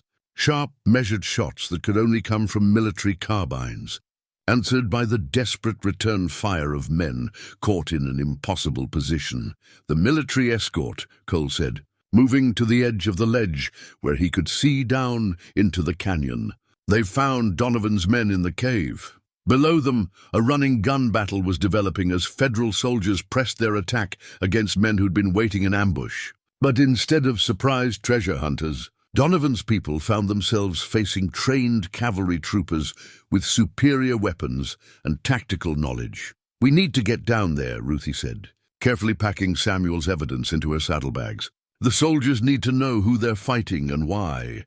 The descent was treacherous, made more dangerous by the ongoing firefight below. But by the time they reached the canyon floor, the battle was essentially over. Donovan's men had surrendered or fled, leaving behind equipment and horses that told their own story of desperate flight. The military escort was led by a grizzled sergeant who introduced himself as William Crawford, Marshal Crawford's brother, sent with specific orders to locate and protect the children of Thomas Callahan and Samuel Blackwood.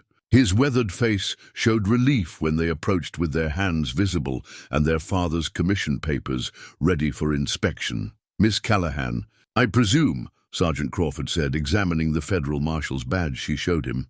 "And Mr. Blackwood, my brother has been looking for you both, and the evidence you've gathered for a very long time." Behind him, his troopers were securing the area and tending to 2 wounded prisoners, men who'd been part of Donovan's search party but had been abandoned when the fighting started. One of them, barely conscious from blood loss, was mumbling about the governor's orders and federal money. Ruthie handed over Samuel's complete evidence cache to Sergeant Crawford, watching as the professional soldier's expression grew more serious with each document he examined. This wasn't just local corruption anymore. It was a federal case involving multiple territories, stolen government funds, and the murder of federal agents.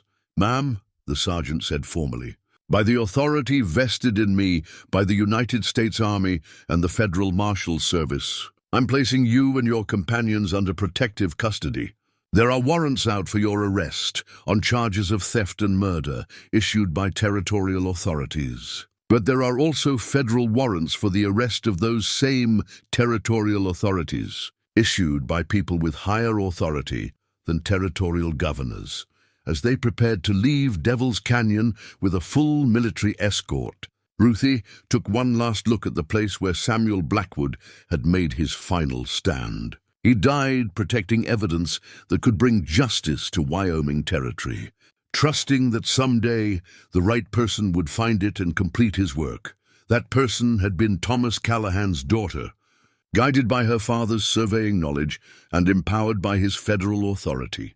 The evidence was finally in honest hands, protected by military force and backed by federal law, but the real test would come when they reached Fort Laramie and faced the full power of a conspiracy that reached into the highest levels of territorial and federal government. The fight for justice was just beginning, and the enemies they faced had spent 20 years preparing for this moment. Fort Laramie appeared on the horizon like a beacon of hope, its American flag snapping in the Wyoming wind and its solid walls promising sanctuary from 20 years of injustice. But as Ruthie rode toward those protective walls with her military escort, she couldn't shake the feeling that their greatest test still lay ahead. Sergeant Crawford had sent riders ahead to announce their arrival, and by the time their column reached the fort's main gate, a crowd of officers and officials had gathered in the central parade ground. At their head stood a tall, distinguished man in colonel's insignia whose weathered face bore an unmistakable resemblance to the younger Morrison who'd been working with Sheriff Donovan. "Colonel Morrison," Sergeant Crawford said, saluting sharply, "I have the honor to present Deputy Marshal Ruthie Callahan and Mr. Cole Blackwood, along with the complete evidence files compiled by Federal Marshal Thomas Callahan and Treasury Agent Samuel Blackwood." Colonel Morrison's eyes went immediately to the leather satchels containing 20 years of carefully preserved evidence. When he spoke, his voice carried the weight of long-held grief and hope finally fulfilled. "Miss Callahan, Mr. Blackwood, I've been waiting 20 years to learn what happened to your fathers. They were good men, faithful servants of their country, and their deaths have haunted me every day since they disappeared." Ruthie pulled her father's badge from inside her coat, holding it where the colonel could see the tarnished star and federal markings. "My father died completing his investigation, sir, but he left instructions for finishing what he'd started." The colonel examined the badge carefully, then looked into Ruthie's eyes with an expression that mixed sorrow with determination. "Thomas Callahan was one of the finest men I've ever known, and one of the most capable investigators the Federal Marshal Service ever commissioned. If he trained you to complete his work, then you have my complete support and protection.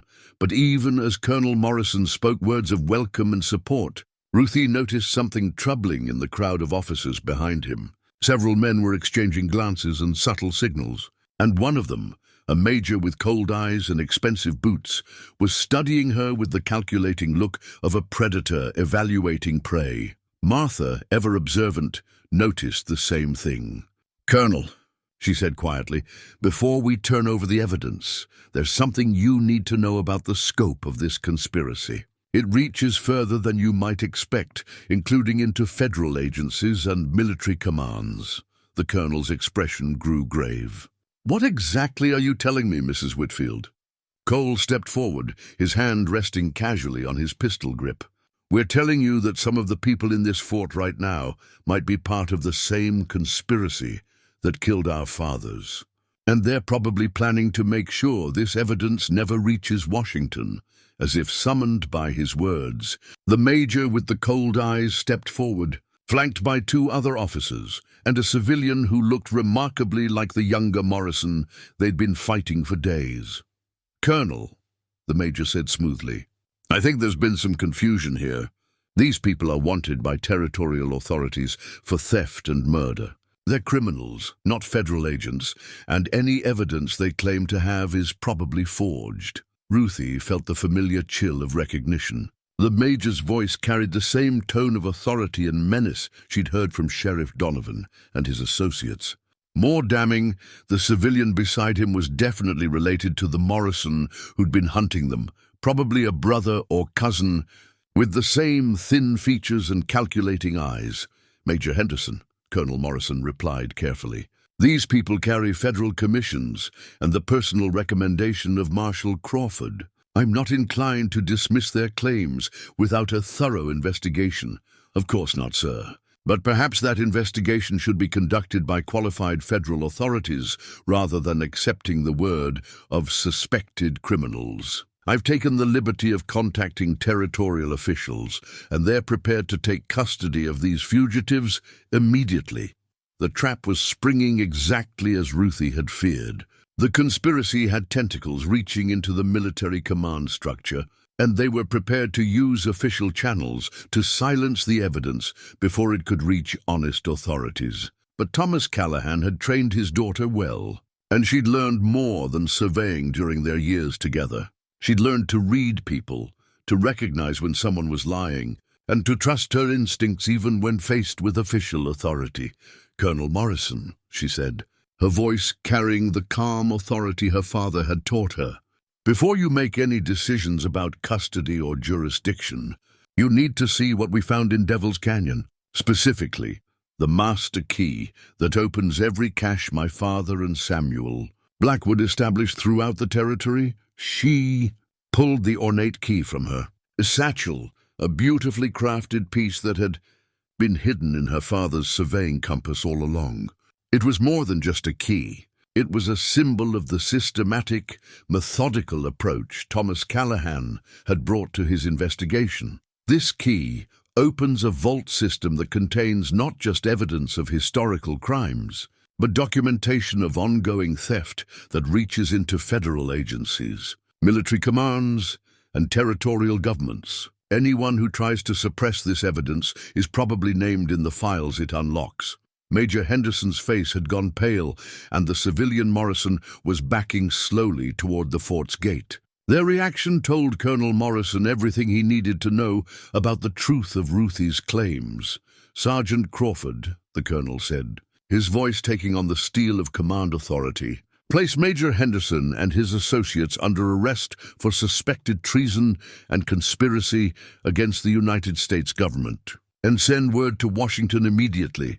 We have evidence of a criminal conspiracy that requires immediate federal intervention." The final confrontation was beginning, not with gunfire in some remote canyon, but with the full weight of federal law and military justice. The master key in Ruthie's hand would unlock more than hidden vaults. It would unlock 20 years of carefully hidden truth.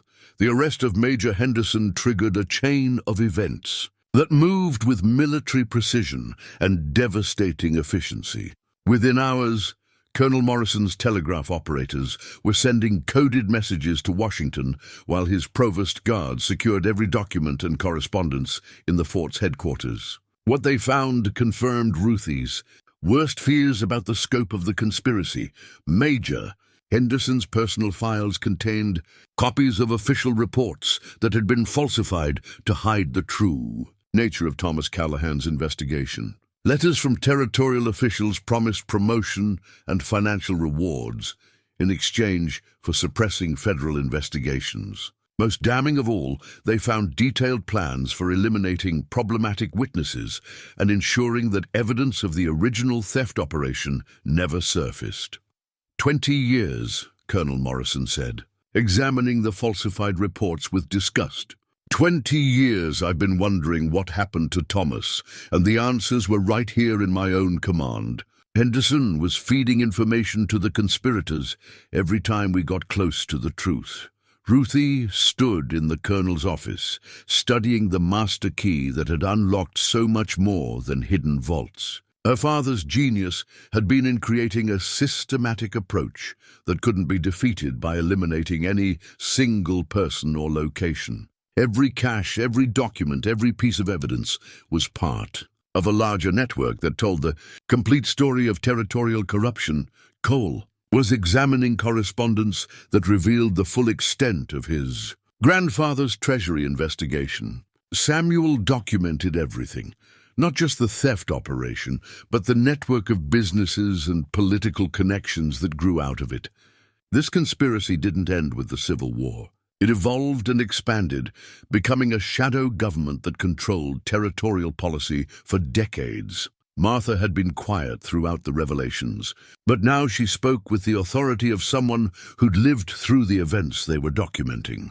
The stolen money was just the beginning. Once they had capital and political influence, they used it to control land grants, railroad subsidies, and federal contracts. Every legitimate business in the territory was either part of their network or being squeezed out by their competition. A commotion outside the office interrupted their examination of the evidence. Sergeant Crawford appeared in the doorway, his expression tense but satisfied. "Colonel, we have visitors." Sheriff Donovan and a party of territorial officials demanding the release of the fugitives and the return of stolen territorial property. They're accompanied by what appears to be a full posse, armed and mounted. Colonel Morrison's smile was cold and professional. How convenient. Sergeant, please inform Sheriff Donovan that he and his associates are welcome to enter the fort as prisoners. We have federal warrants for their arrest on charges of theft, conspiracy, and murder of federal agents. Sir, they're refusing to surrender. Claim they have territorial authority that supersedes federal jurisdiction. And sir, they have a cannon with them. Nothing large, but enough to breach the fort's walls if they're desperate enough. The final confrontation was shaping up exactly as Thomas Callahan and Samuel Blackwood had predicted in their reports. When faced with exposure, the conspiracy would use violence to protect itself, regardless of the consequences for innocent people. But Ruthie had one more card to play, something her father had prepared for exactly this situation. The original robbery report that she'd found among the evidence wasn't just historical documentation. It was a legal document that had never been officially closed, signed by federal authorities and carrying the full weight of federal law. "Colonel," she said, pulling out the report and its supporting documentation, "this investigation was never terminated. It was interrupted by murder, but the case remains open under federal jurisdiction. That means Sheriff Donovan and his associates aren't just facing new charges. They're violating an active federal investigation that's been in effect for 20 years. Colonel Morrison examined the report carefully, his expression growing more satisfied with each page. "This changes everything. Under federal law, any interference with an active federal investigation is grounds for immediate military intervention. Sergeant, prepare the garrison for action." The original robbery report contained something else that would end the confrontation before it could begin. A complete list of everyone involved in the conspiracy, including their family members and business associates. Sheriff Donovan's father was named specifically. along with detailed evidence of his role in the theft operation and the murder of Samuel Blackwood. "Cole," Ruthie said, showing him the relevant pages, "your grandfather wasn't just investigating financial crimes. He was building a legal case that would stand up in federal court. This document is a formal criminal complaint, signed and witnessed, that names every person involved in the conspiracy." Cole's face showed a mixture of pride and satisfaction as he read his grandfather's methodical documentation. 20 years they thought they'd gotten away with murder, but Samuel and your father built a case so thorough that it could convict them even from the grave. Outside the fort's walls, Sheriff Donovan was learning the same lesson that had destroyed Major Henderson. Federal authority, backed by military force and supported by meticulous evidence, couldn't be intimidated or bought off.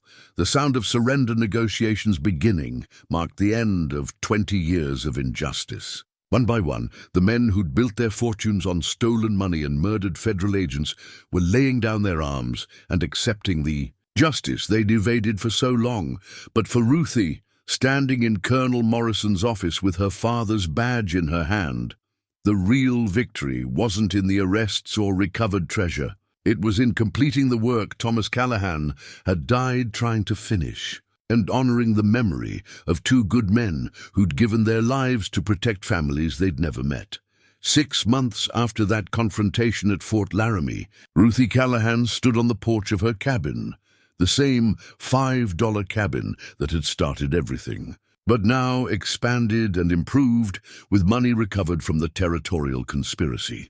The morning sun cast long shadows across her property, illuminating gardens where Martha grew vegetables and flowers, and a new barn where Cole kept the horses they used for their legitimate surveying business. The transformation wasn't just in the buildings. The entire territory had changed as federal authorities systematically dismantled the criminal network that had controlled Wyoming's development for 20 years. Honest officials replaced corrupt ones, stolen money was returned to its intended recipients, and new businesses flourished without the burden of systematic extortion and intimidation. Martha emerged from the cabin carrying a pot of coffee and the morning's mail, her face showing the contentment of someone who'd finally seen justice done. "Letter from Washington," she said, handing Ruthie an envelope bearing official federal seals. "Looks important." The letter was from the Attorney General himself, formally recognizing Ruthie's completion of her father's investigation and offering her a permanent position as a federal deputy marshal.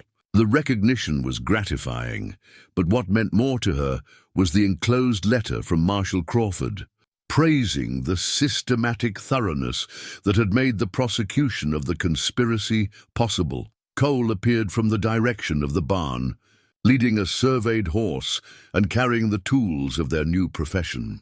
The federal government had commissioned them to conduct an honest survey of territorial lands, correcting decades of falsified maps and fraudulent claims that had been used to steal property from legitimate settlers. "Any word on the final sentencing?" he asked, settling beside Ruthie on the porch. "Sheriff Donovan got 20 years in federal prison. Major Henderson received a dishonorable discharge and 15 years. The territorial governor was removed from office and will stand trial in federal court next month." She folded the letter carefully. "But the best news is about the families who'll finally receive the money that was stolen from them after the war." Over the past months, federal agents had used Thomas Callahan's meticulous records to locate hundreds of widows and orphans who'd never received the support payments they'd been promised. The recovered gold and assets from the criminal conspiracy were being distributed according to the original federal mandates, finally providing help to families who'd waited 20 years for justice. Martha sat in her favorite chair, the one that faced east toward the rising sun, and opened her own letter. "This one's from Colonel Morrison. He's been promoted to general and assigned to head a new federal task force investigating territorial corruption throughout the West. Says he wants to offer you both positions with the task force." It was a tempting offer, but Ruthie had already decided on her future.